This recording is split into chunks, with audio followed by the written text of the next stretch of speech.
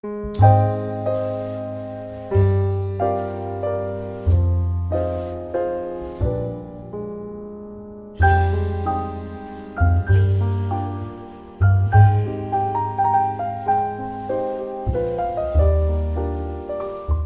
o Eugen Bleuler, ele falou dos sintomas fundamentais e sintomas acessórios, né? Os sintomas fundamentais eram aqueles que eram considerados essenciais para o diagnóstico da doença esquizofrenia. Então, a gente vê muito falar por aí os 4 A's de Bleuler. Na verdade, são os 6 A's de Bleuler, que seriam os distúrbios esquizofrênicos da associação, como a desagregação, o autismo, a pessoa voltar para o seu próprio mundo, né, como o professor Ronaldo já falou, distúrbios esquizofrênicos da afetividade, como empobrecimento, puerilidade, embotamento, ambivalência afetiva, e mais 2 outros que muita gente esquece, que são a avolição e os distúrbios da atenção. Então, na verdade, são 6 A's de Bleuler. Então, a importância desses sintomas é que vocês vejam que em 1911, o Bleuler ele já tinha uma visão dos sintomas, né, do espectro dimensional da esquizofrenia. Tá? Próximo, por favor. Um outro autor que deu uma grande contribuição para o diagnóstico da esquizofrenia foi o Kurt Schneider, psiquiatra alemão, e ele enumerou 11 sintomas, né, que ele chamou de sintomas de primeira ordem. Esses sintomas seriam essenciais. Sintomas como vozes que falam do paciente em terceira pessoa, vozes que o acusam, alucinações auditivas, percepção delirante, que seria um juízo falso de uma percepção normal. Por exemplo, eu ver uma pessoa de vermelho e atribuir que aquela pessoa está querendo me matar. Né? A pessoa está de vermelho mesmo, mas não tem nenhuma relação entre a roupa dela e esse juízo que eu fiz. Né? Isso seria uma percepção delirante. Tá? Distúrbios da consciência do eu, como roubo do pensamento, difusão do pensamento, irradiação do pensamento, as vivências de influência. Então, tudo isso foram sintomas que o Kurt Schneider apontou. Próximo, por favor. Uma grande importância desse autor, se nós pegarmos os critérios diagnóstico da esquizofrenia e observarmos o CID-10, nós vamos ver a grande influência do Kurt Schneider para a classificação internacional de doenças dessa edição. Então, tem lá nos critérios para o diagnóstico de esquizofrenia, que de acordo com essa classificação devem durar pelo menos um mês. Então, ectopensamento, inserção, roubo, delírios de controle, passividade, alucinações auditivas de primeira ordem, delírios bizarros. Então, vejam que aqui todos os sintomas apontados por Kurt Schneider estão presentes na classificação internacional de doenças dessa edição. Algumas pessoas até falam que a CID-10 ela é muito schneideriana, ou seja, ela leva muito em conta os sintomas de Kurt Schneider. Uma crítica que nós podemos fazer à CID-10 é que entre os seus critérios, essa questão do tempo, né? Ela fala que acima de um mês, com um desses sintomas aqui, de A a D, o indivíduo já poderia ser classificado como esquizofrênico. Isso traduz um problema pelo seguinte: muitas pessoas têm um quadro psicótico que dura mais de um mês e isso não evolui necessariamente para o que a gente chama de esquizofrenia. Ou seja, a gente pode dizer que a CID-10 ela teria uma baixa validade, né? Ou seja, nem sempre aquilo que se diagnostica agora vai se confirmar no futuro. Ela é boa em confiabilidade, ou seja, 2 ou mais psiquiatras ou entrevistadores utilizarem os critérios, eles vão facilmente chegar ao diagnóstico de esquizofrenia.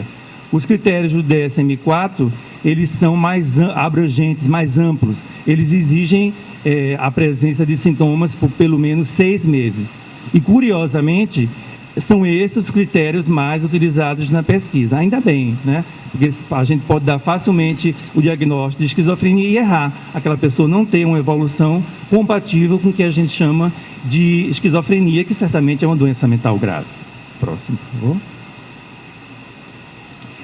Isso já foi falado, mas vale a pena voltar a falar trazendo alguns aspectos importantes, né? Então, a esquizofrenia, hoje em dia, ela é considerada como sendo composta por uma dimensão composta por sintomas positivos, negativos, cognitivos e sintomas de desorganização.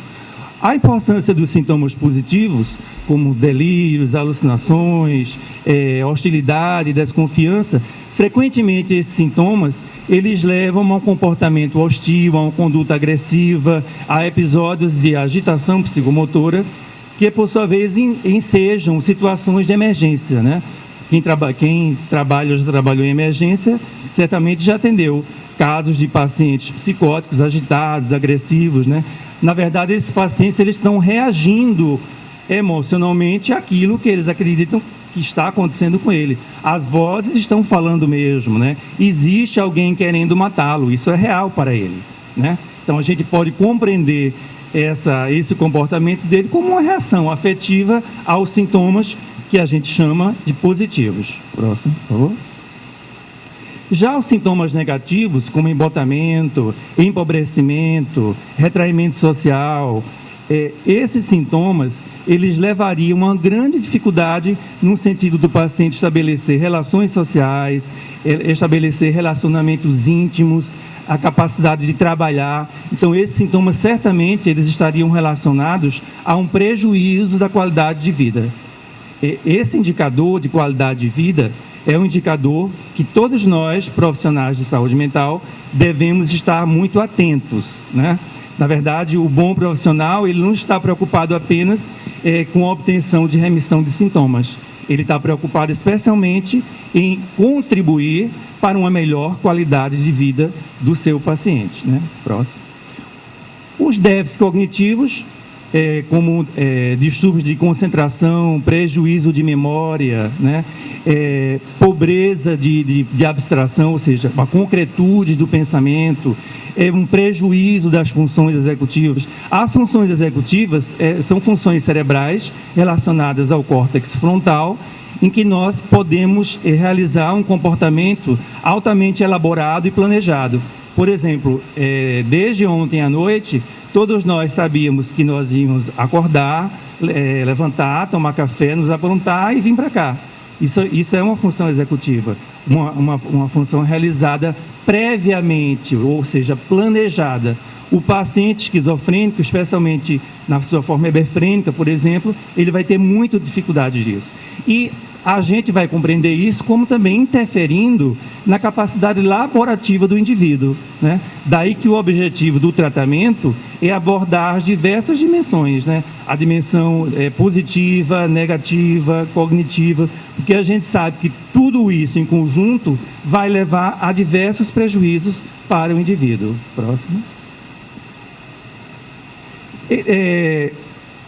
Na década de 70, um autor chamado Crow e colaboradores, a equipe dele, ele tipificou 2 tipos de esquizofrenia.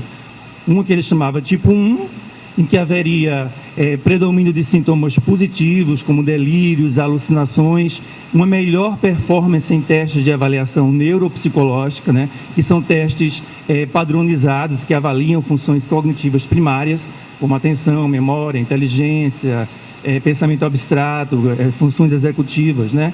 E esses pacientes teriam melhor performance em testes neuropsicológicos e também uma melhor resposta ao tratamento, ou seja, eles teriam um melhor prognóstico quando comparados ao tipo 2, né?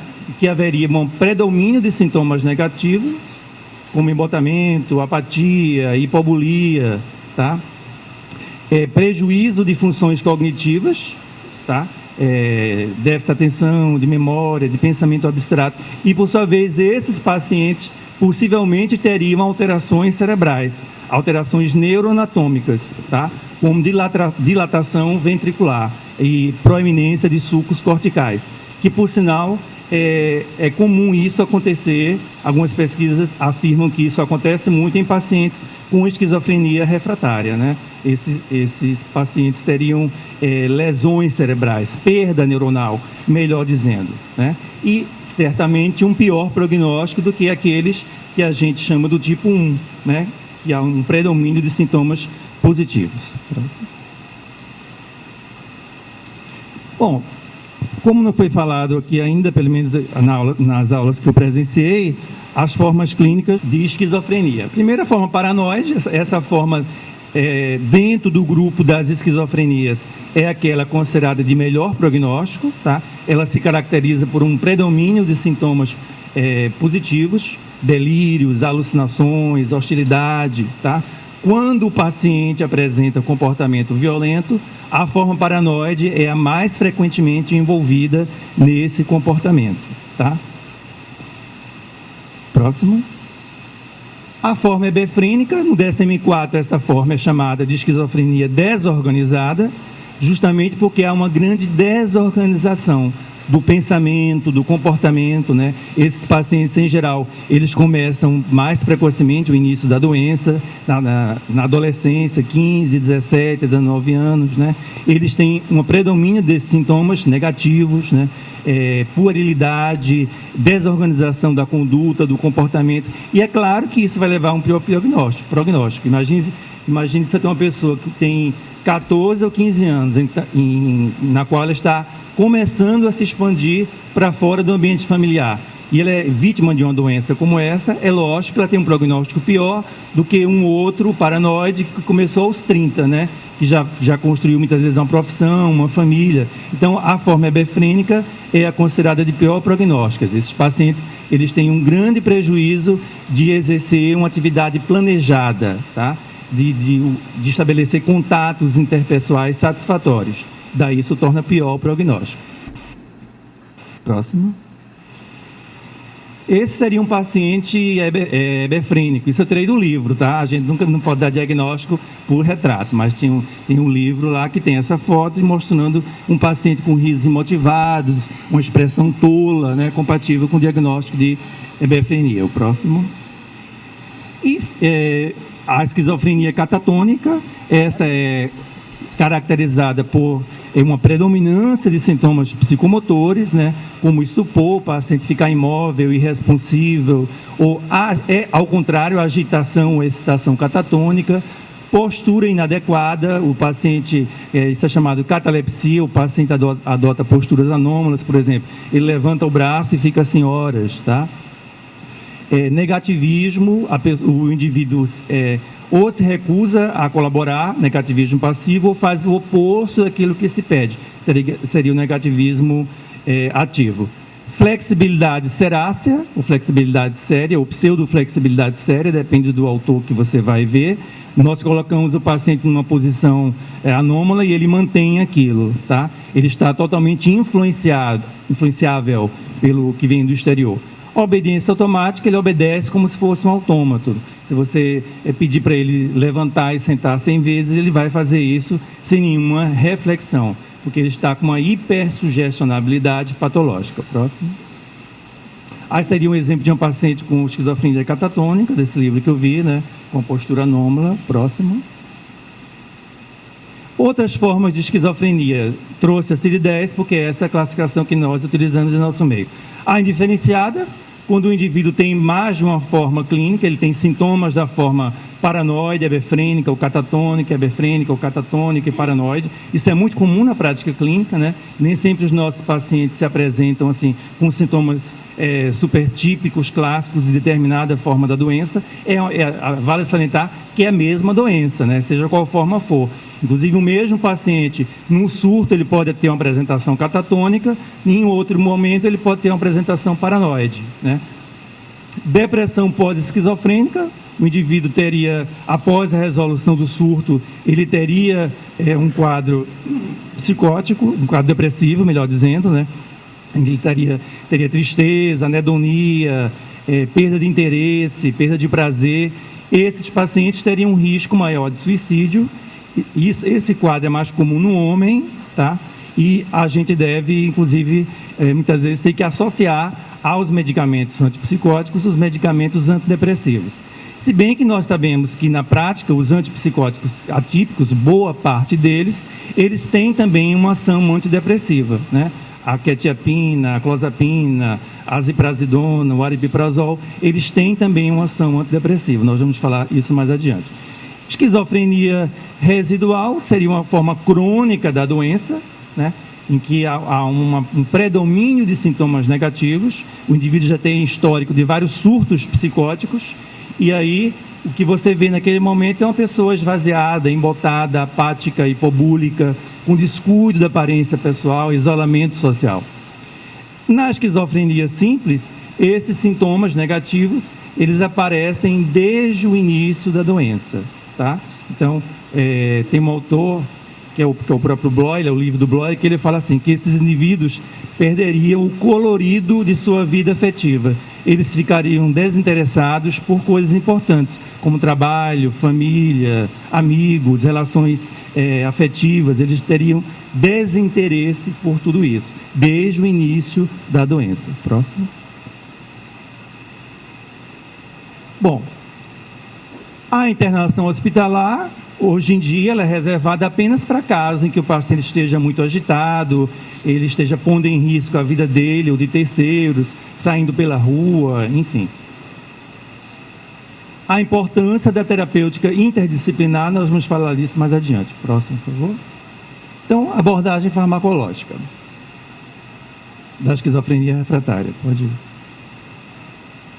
Aqui seria a evolução do tratamento farmacológico da esquizofrenia, né? Em 1938, Serlet e Bini criaram a eletroconvulsoterapia, né? Que é um tratamento eficaz em casos refratários, apesar de haver muito preconceito em relação à eletroconvulsoterapia, mas quando bem indicada, quando feita com ética, com autorização do paciente ou de seus representantes legais, ela é uma terapêutica efetiva naqueles casos refratários ou na catatonia em que a pessoa está perdendo muito peso, não está se alimentando, ela pode vir até evoluir para óbito se um tratamento não for realizado, né? A clorpromazina, na década de 50, depois outros antipsicóticos e, finalmente, no final da década de 70, a clozapina. A clozapina que representou uma grande mudança num tratamento farmacológico da esquizofrenia, né? Daqui a pouco a gente vai entrar mais em detalhes sobre isso. Outros antipsicóticos que surgiram, já foi falado, o mais recente é a paliperidona. Então, quando a gente fala de classificação dos antipsicóticos, a gente teria dois tipos. Os antipsicóticos clássicos, ou convencionais, ou típicos, né? Representados pelo haloperidol, flufenazina, clorpromazina, que são medicamentos eficazes, sim, né? O problema deles são os efeitos colaterais, especialmente os efeitos colaterais extrapiramidais. E os antipsicóticos atípicos, né? Na verdade, quando pensou-se em criar novos medicamentos para o tratamento da esquizofrenia, pensou-se em drogas terapêuticas, né, eficazes, porém com menor incidência de efeitos colaterais, especialmente os efeitos colaterais extrapiramidais, que são muito desconfortáveis para o paciente. Na prática clínica, a gente sabe que esses efeitos colaterais extrapiramidais, eles frequentemente motivam a descontinuação do tratamento, o que é péssimo para o paciente com esquizofrenia, né? Uma vez que o paciente tem esquizofrenia, a gente sabe que é uma doença crônica, recorrente, fatalmente a pessoa vai acabar tendo outra crise, outro surto da doença. Daí a importância do tratamento de manutenção e, claro, se eu tenho uma droga mais aceita, com menos efeitos colaterais, isso vai ficar muito mais facilitado. Esse é um estudo de tomografia por emissão de póstulos, né, onde uma droga é marcada com radioisótopo, ela é injetada na corrente sanguínea e ela vai atingir o cérebro. Aqui, no caso, seria o haloperidol. Então, vejam que aqui ele atingiu essa via nigroestriatal, que estaria relacionada àquele bloqueio dopaminérgico de receptores D2, né? A gente sabe que esses receptores D2, eles têm uma localização predominantemente nessa via dopaminérgica nigroestriatal e que isso estaria relacionado aos efeitos colaterais extrapiramidais. Outros antipsicóticos, como por exemplo a clozapina, vocês vejam que aqui o bloqueio dessa via nigroestriatal é menor, tá? E haveria um bloqueio mais aqui de regiões relacionadas à via mesolímbica, né? Onde a gente teria as alterações principais relacionados à doença, né? Tanto os sintomas positivos, negativos, né, estariam relacionados a essa via mesolímbica. Então, é aqui que a gente deveria poder atuar. Mas, na verdade, os nossos medicamentos, eles são drogas sujas, entre aspas, né? Como já foi falado anteriormente, tão bem falado, eles atuam em múltiplos sistemas de neurotransmissores. Então, quando a gente dá um medicamento antipsicótico, a gente vai ter tanto efeitos terapêuticos como efeitos colaterais. E esses efeitos colaterais, eles se devem ao bloqueio de outras vias dopaminérgicas e de outros sistemas de neurotransmissores. Próximo, por favor. Bom, e aí qual é a grande vantagem dos antipsicóticos atípicos, né? Eles estão menos relacionados à síndrome piramidal.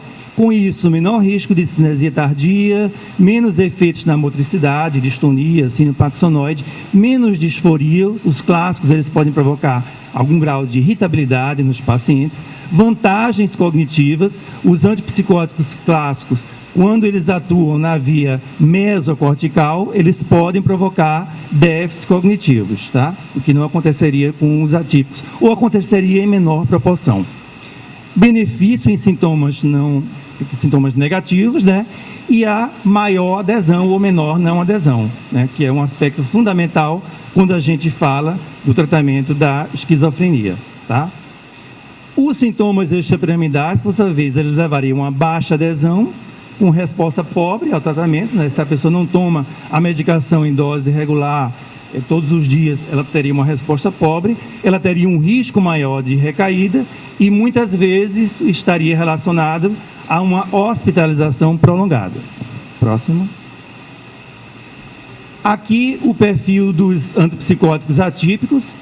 Veja que todos eles têm um baixo bloqueio de receptores D2 da via nigroestriatal, daí eles terem menos efeitos colaterais extrapiramidais. Todos eles têm uma ação antagonista 5-HT2. Essa ação antagonista 5-HT2, possivelmente, ela está relacionada à melhora dos sintomas negativos e também aos sintomas cognitivos. Se postula que os neurônios serotonérgicos, eles teriam uma atividade inibitória em neurônios dopaminérgicos da região frontal. A dopamina seria muito importante para as funções cognitivas relacionadas ao lobo frontal. Então, por ter essa ação antagonista, os receptores serotonérgicos aumentariam a atividade dopaminérgica na região frontal. Tá? O que se tem de modelo hoje é que haveria uma hiperatividade dopaminérgica difusa, né, mesolímbica, e uma hipoatividade dopaminérgica frontal. Tá? Então, isso seria corrigido pelos antipsicóticos. Eles bloqueariam receptores dopaminérgicos na via túbero-infundibular e eles melhorariam a atividade dopaminérgica no lobo frontal. Isso, por sua vez, estaria relacionado à melhora dos sintomas positivos. Bom, entramos agora na parte específica, né? O conceito da esquizofrenia refratária. O que se propõe hoje é que esse conceito deveria ser multidimensional. Muitos pesquisadores afirmam que a esquizofrenia refratária seria aquela em que haveria persistência de sintomas positivos de moderados a graves após o tratamento instituído. Tá? Outros autores vão além. Tá? Eles afirmam que também haveria uma presença de sintomas negativos e cognitivos após o tratamento e incapacidade de retorno ao funcionamento normal. Ou seja, uma abordagem multidimensional, né? O tratamento, não haveria uma resposta ao tratamento em vários aspectos psicopatológicos da doença. Próximo, por favor. Bom, e qual é a definição? Existem várias definições, essa é uma das mais atuais, tá? O algoritmo de psicofarmacologia internacional proposta por grupos americanos. Então, o que é que seria esquizofrenia refratária? Seria aquela que não há resposta ao tratamento, tá? Após 4 a 6 semanas de monoterapia com antipsicóticos de segunda geração, clozapina, risperidona, desculpem, clozapina não, clozapina daria depois, risperidona, olanzapina, quetiapina, ziprasidona, ou 2 ensaios com antipsicóticos de primeira geração, num caso de não haver disponibilidade de antipsicóticos atípicos. Em outras palavras, os antipsicóticos atípicos seriam os medicamentos de eleição para o tratamento da esquizofrenia. E quando acontece isso, ou seja, quando não há melhora, com doses adequadas, tomadas adequadamente, por intervalo mínimo de 4 a 6 semanas, a gente diria que o paciente é elegível para o tratamento com a clozapina, que seria a principal droga para a esquizofrenia refratária. Próximo, por favor. Bom, tem sido observado algumas populações de pacientes que apresentam um maior risco de refratariedade, tá? Então, a refratariedade ela é mais comum em indivíduos do sexo masculino, em pacientes que têm histórico de múltiplas internações psiquiátricas, tá? Pacientes que começam a doença precocemente. Por exemplo, esse estudo aqui, ele encontrou que a média de idade de pacientes refratários era 17 anos, comparado a uma média de idade de 20 anos para pacientes não refratários, tá? Paciente com maior número de episódios e pacientes com histórico de abuso de substâncias. Esse é um aspecto muito importante, né, que a gente deve ter uma preocupação. Haja visto a elevada associação da esquizofrenia com abuso ou dependência de substâncias psicoativas, né? Essas drogas, além de atrapalharem o tratamento, prejudicarem o andamento, a continuidade, a adesão, por si só, elas incluem mecanismos que podem gerar uma reagudização da psicose. Próximo. Então, aqui eu vou falar rapidamente as principais indicações da clozapina, né? Pacientes que não responderam a outros medicamentos, pacientes que apresentaram discinesia tardia. A clozapina, inclusive, é utilizada como tratamento para a discinesia tardia, tá? E pacientes com sintomas extrapiramidais graves, incontroláveis, né, que não puderam receber os antipsicóticos clássicos, né? Geralmente começamos com dose baixa, 12,5 a 25 miligramas, a dose média em torno de 300 a 900 miligramas ao dia. O próximo, por favor. Uma das principais preocupações quando a gente lida com a clozapina seria a granulocitose, né? Esse foi o motivo, inclusive, que levou a clozapina a não ser utilizada no final da década de 60 e início da década de 70, porque muitos pacientes vieram a morrer, porque eles tinham a granulocitose, ou seja, uma redução grande do número de neutrófilos granulosos, que seriam as nossas células de defesa, e isso levaria essas pessoas a terem quadros infecciosos que poderiam culminar com a morte, né? Quando a gente faz clozapina, nós devemos pedir um leucograma semanal nas 18 primeiras semanas de tratamento, porque justamente é esse tempo em que há um risco maior de agranulocitose. Depois disso, a cada 2 meses, por aí. Se esses leucócitos baixarem acima de 3.000, a contagem total, ou os neutrófilos granulosos abaixo de 1.500, nós devemos suspender a droga. Porém, se esses leucócitos totais caírem abaixo de 2.000 e o número de neutrófilos granulosos caírem abaixo de 1.000, isso é uma evidência da gente suspender definitivamente a droga e entrarmos com outra medicação, tá? Ela pode provocar convulsões também, ela rebaixa o limiar convulsivante. Quanto maior a dose, maior o risco disso acontecer. Bom, ela tem outros efeitos que já foi falado, a gente pode pular, tem coisas mais importantes. A risperidona, que também é um bom antipsicótico, né? Dos antipsicóticos atípicos, o mecanismo dela, ela se aproxima mais dos antipsicóticos clássicos ou convencionais, ou seja, doses acima de 6 a 8 miligramas ao dia da risperidona, eles vão provocar um bloqueio dopaminérgico D2 na via nigroestriatal, e com isso o paciente vai apresentar sintomas extrapiramidais também, o que é indesejável, né? Próximo. A olanzapina. A olanzapina é também um bom antipsicótico. O grande problema dela é o custo, né? Para vocês terem uma ideia, uma caixa de olanzapina, não vou falar o nome comercial para não fazer propaganda do medicamento, mas custa em torno de R$600, né? O que é um absurdo, né? Imagine, uma pessoa da população geral manter um tratamento desse. Não tem como, né? Existem alguns programas governamentais de distribuição gratuita. especialmente da clozapina e lanzapina. Mas nesses programas, frequentemente acontece do medicamento acabar, a pessoa ter que voltar para o antipsicótico clássico, ficar sem medicação, voltar a ter outro surto. Existem intercorrências aí. Próximo. A quetiapina também. A quetiapina se traduz também como um bom tratamento. Também é um medicamento de elevado custo. Tanto a olanzapina quanto a quetiapina, a ziprasidona, que a gente vai ver daqui a pouco, também têm sido utilizadas no tratamento de manutenção do transtorno bipolar para casos graves. Próximo. A ziprasidona, tá? A grande vantagem da ziprasidona é a menor incidência de ganho de peso comparada a outros antipsicóticos atípicos, né? Daqui a pouco a gente vai falar nas síndromes metabólicas. O aripiprazol também, esse é um dos mais recentes, tá? Ele tem mecanismo duplo, agonista e antagonista dopaminérgico. Com isso, ele melhoraria tanto sintomas positivos quanto sintomas negativos da doença. Próximo. E essa é a mais recente, a paliperidona, que também tem apresentação de depósito, tá? A risperidona também tem uma apresentação de depósito.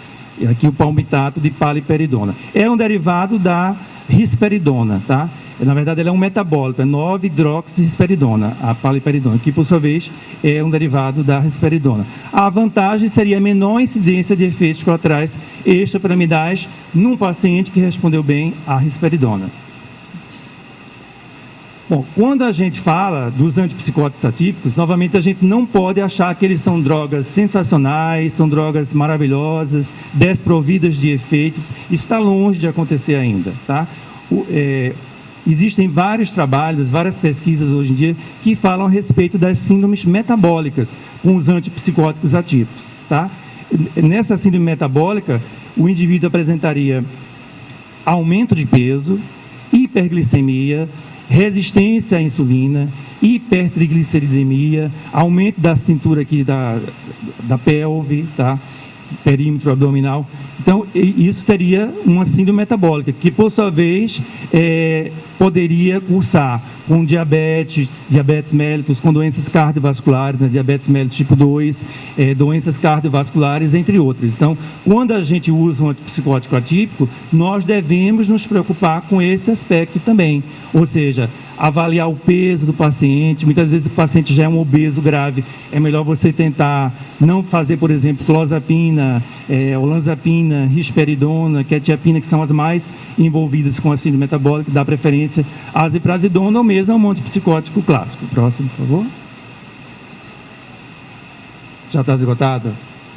Bom, a adesão ao tratamento é um aspecto importante, né? Quando a gente fala de esquizofrenia refratária, uma das causas da pessoa não melhorar, embora isso não possa ser chamado de esquizofrenia refratária, é haver uma baixa adesão. Alguns estudos mostram que 50% dos pacientes, apenas 50% tem boa adesão ao tratamento, ou seja, outros 50% não têm adesão boa, tá? Essa não adesão acontece mesmo com os antipsicóticos atípicos. A gente não pode culpar os antipsicóticos típicos e a síndrome extrapiramidal a ele relacionada com a falta de adesão, tá?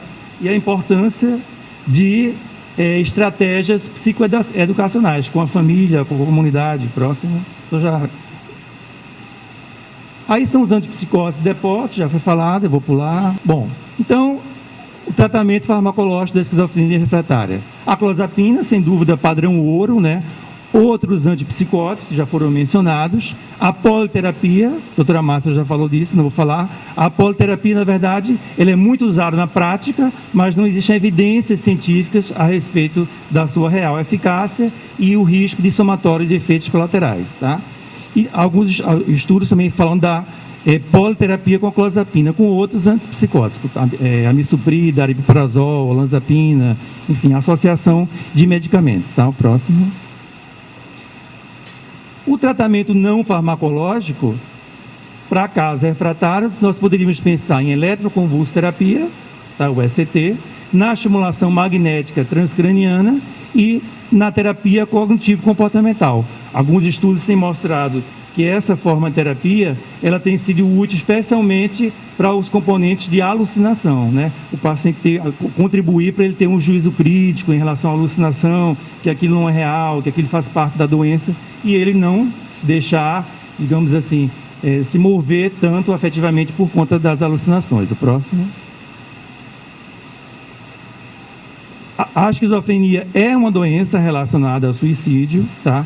A gente deve ter cuidado com isso, tá? Existem alguns fatores mais associados ao risco do suicídio, vocês estão lendo aí, não vou precisar falar, e se postula que a clozapina seria um medicamento eficaz para pacientes com risco de suicídio. Inclusive, ela é recomendada pela Food and Drug Administration, com essa indicação de esquizofrenia com risco de suicídio. Alguns estudos têm mostrado uma associação de comportamento violento com transtornos mentais graves, como esquizofrenia, transtorno bipolar, transtorno delirante.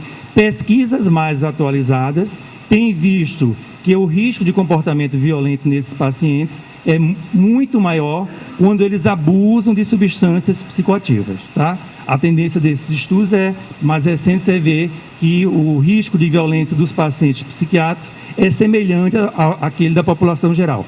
Se a gente pegar um país como o Brasil, que tem um alto índice de violência, é claro que a doença mental ela é responsável por, no máximo, 1 a 2% dos casos de violência, talvez menos, tá?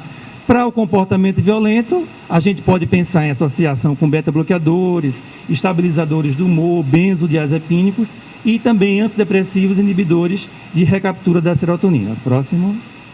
A importância da associação da medicação com técnicas de intervenção psicossocial. Então, é muito importante que o paciente seja trabalhado com psicólogo, terapeuta ocupacional, enfermagem. A gente encontra isso nos CAPs, nos NAPs, né? Uma equipe multidisciplinar. Para encerrar, falar da doutora Nízida Silveira, né? Que, digamos assim, estimulou o tratamento através de técnicas psicossociais para a esquizofrenia, né? Em 1952, ela fundou o Museu Imagens do Inconsciente, que está lá disponível para quem quiser ver, no bairro do Engenho de Dentro, né? Ela já faleceu, infelizmente. Aí são só algumas obras feitas por pacientes. Próximo. Como conclusões, a importância de uma boa avaliação clínica de fatores que contribuam para a refratariedade, tá? A importância de a gente avaliar o abuso de álcool e drogas nesses pacientes, isso pode contribuir para o comportamento violento. A importância da adesão ao tratamento da associação com técnicas de intervenção psicossocial e, até o momento, os resultados mais promissores em termos de esquizofrenia refratária com a clozapina. Para a gente terminar, o último slide, eu gostaria de ler para vocês essa afirmação do Morel, tá? Um tratado das doenças mentais publicado em 1860. Então, eu vou terminar por aquilo que era o começo do que se pensava da concepção de Morel. O jovem progressivamente esqueceu tudo que ele havia previamente aprendido, e seu intelecto, antes brilhante, sofreu um grave retrocesso. Um tipo de torpor visto na hebetude substituiu suas atividades. E, quando eu o vi de novo, sabia que a transformação inevitável num estado de demência precoce estava em curso. Então, o Morel foi o primeiro a falar em demência, né, mesmo antes do Kraepelin, e certamente os tratamentos que nós dispomos hoje em dia, somando técnicas farmacológicas com técnicas psicossociais, certamente podemos contribuir muito, ou talvez até evitar, que os nossos pacientes cheguem nesse estado descrito por Morel. Muito obrigado.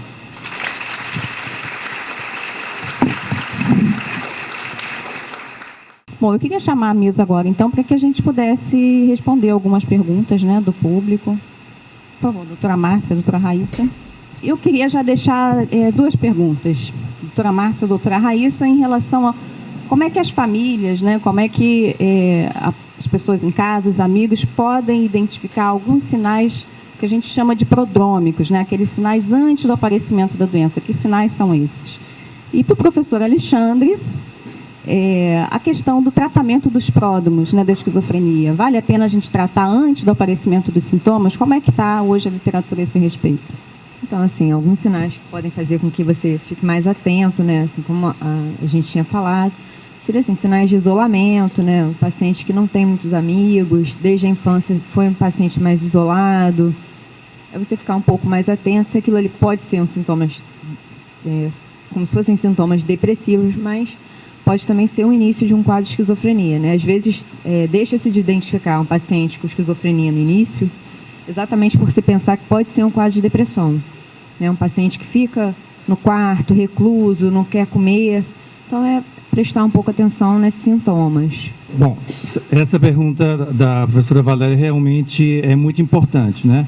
Na verdade, os pródromos da doença, eles já sinalizam uma doença que está iniciando em seu curso, né? Esses pródromos, eles já traduzem mudanças profundas no cérebro desses indivíduos, né? Como isolamento, sintomas depressivos, interesses pseudofilosóficos, sintomas ansiosos, sintomas obsessivos, tá? Ideias que começam a beirar um delírio propriamente dito, né? Certa vez eu atendi um paciente em que ele começou a doença, assim, ele era um indivíduo brilhante academicamente, ele era universitário, não vou dizer qual universidade, e ele começou a se isolar, a ficar estranho, a começar a se interessar muito por filosofia, política, coisa que não era do habitual dele, nada contra que se interessa, né? Isso é cultura, né? Ótimo. Mas no caso dele, aquilo era muito estranho, não era da índole dele esse interesse, né? E aí ele só queria discutir Kant e outros autores da filosofia. Depois de uns 3 a 4 meses, ele começou a achar que o cachorro era um mensageiro do demônio e que queria mordê-lo, e mordendo ele ia se transformar num demônio também. E aí surgiu a apresentação clínica propriamente dita, né? O grande problema dos pródromos é que, em geral, esses casos não chegam a gente, né? Os pródromos, a família inicia um movimento de preocupação, contar para o vizinho que o filho está assim, está diferente, ela está preocupada. Em geral, as pessoas não procuram o tratamento médico, psiquiátrico, diante dos pródromos. Isso é absolutamente incomum. Mas é claro que, diante de situações em que nós suspeitarmos que aquilo já é um pródromo da doença, nós podemos e devemos, sim, tratar esse paciente da forma como foi visto aí, né? Associação de técnicas farmacológicas com técnicas psicossociais. Eu sou geriatra, ex-aluna aqui da UF, e nós temos aqui na UF, atendemos aqui no ambulatório de geriatria, e nós temos aqui na UF uma unidade até para os mais jovens, talvez ainda não saibam, da mesma forma como outros centros universitários, como o FRJ, a UERJ, o Hospital dos Servidores do Estado, o Hospital Municipal da Lagoa. Nós temos no nosso estado alguns centros de referência que são reconhecidos pelo Ministério da Saúde como centros públicos de referência para diagnóstico e tratamento das demências, né? Então, nós recebemos aqui especificamente do nosso Antônio Pedro, e em especial o ambulatório de neurologia, que é um dos ambulatórios, é responsável por este atendimento para ambulatório de estudos cognitivos, que acontece no dia de hoje, nas quartas-feiras de manhã. E a geriatria, por ter uma população tipicamente idosa, tem uma expressividade muito grande no atendimento a esses pacientes, que geralmente a geriatria é uma porta de entrada aqui no nosso hospital para os pacientes com suspeita de quadros demenciais.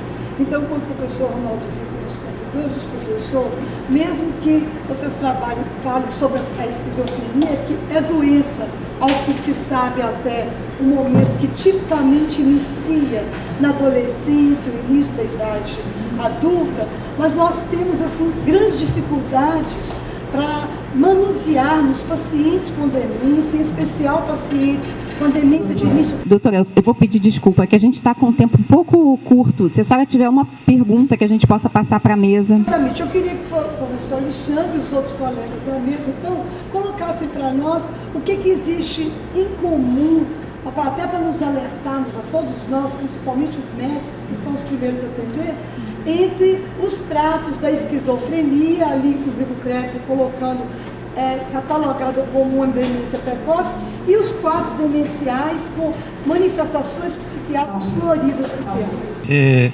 Sem dúvida, essa é uma questão muito importante. A gente sabe que cerca de 20 a 30% dos pacientes com doença de Alzheimer, que é a principal causa da demência, em cerca de 60 a 70% dos casos a causa é Alzheimer, eles apresentam delírios e alucinações, né? Então, delírios persecutórios, alucinações aditivas, né? Certa vez, numa emergência, eu atendi um senhor de 85 anos que tinha um quadro de doença de Alzheimer típico, e ele atingiu a esposa dele com facadas, porque ele estava ouvindo uma voz que dizia que ela estava tendo um caso com um vizinho, que era um rapaz de 30 e poucos anos. E aí, na concepção dele, para defender a honra dele, ele deu facadas na esposa dele, que infelizmente veio a falecer. Então, sem dúvida, isso é importante. E o tratamento na prática é feito também com medicamentos antipsicóticos, né? A gente deve ter cuidado com os antipsicóticos de baixa potência, como a clorpromazina, dioridazina, porque eles podem provocar efeitos colaterais autonômicos, né? Queda, fratura do fêmur, aí eu vou complicar a vida do velhinho, né?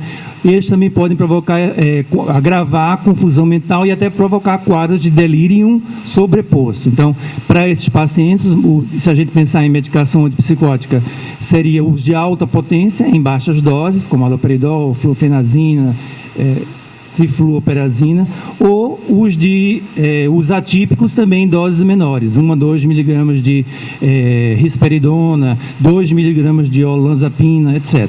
Meu nome é Eliezer e eu sou formada em psicologia e há 1 ano e 7 meses tenho uma filha que apresenta vários sintomas que foram descritos aqui. Ela já passou por 9 psiquiatras e ainda a gente não tem um diagnóstico. E hoje ela se recusa a tomar qualquer tipo de medicação e o caso dela continua agravando. Então eu queria saber se vocês têm alguma sugestão. Estou saindo do quadro de psicóloga para mãe desesperada que não sei o que fazer. Então por isso que eu estou aqui hoje. Obrigada. Então, assim, como ela não tem uma adesão ao tratamento, né, assim, uma primeira vez, vocês já buscaram diversos profissionais, né? Assim, como ela já buscou diversos profissionais, né, não houve nenhuma adesão ao tratamento proposto, pode fazer o que a gente já tinha sugerido aqui na apresentação, né? O uso de antipsicóticos de ação prolongada, né, depósito, até que ela consiga achar alguém onde ela faça uma adesão. Que a adesão também depende não só, né, do paciente em si, depende também do contato que ela vai fazer com o profissional, né, se ela vai confiar naquele profissional e a partir desse momento ela pode conseguir ter uma boa adesão, uma boa resposta ao tratamento. Né, em casos em risco de suicídio, né, agressividade extrema, onde ela pode se colocar em risco ou colocar risco a terceiros, aí sim indicado que leve-se num serviço de emergência para avaliar uma possível internação. Mas se não for o caso, ver se de repente um depósito é aceito. Eu acho que a gente pode falar de modo geral, mas talvez a gente encerrando agora, a doutora Márcia possa conversar e dar alguns esclarecimentos mais pessoais à senhora. Tá bom?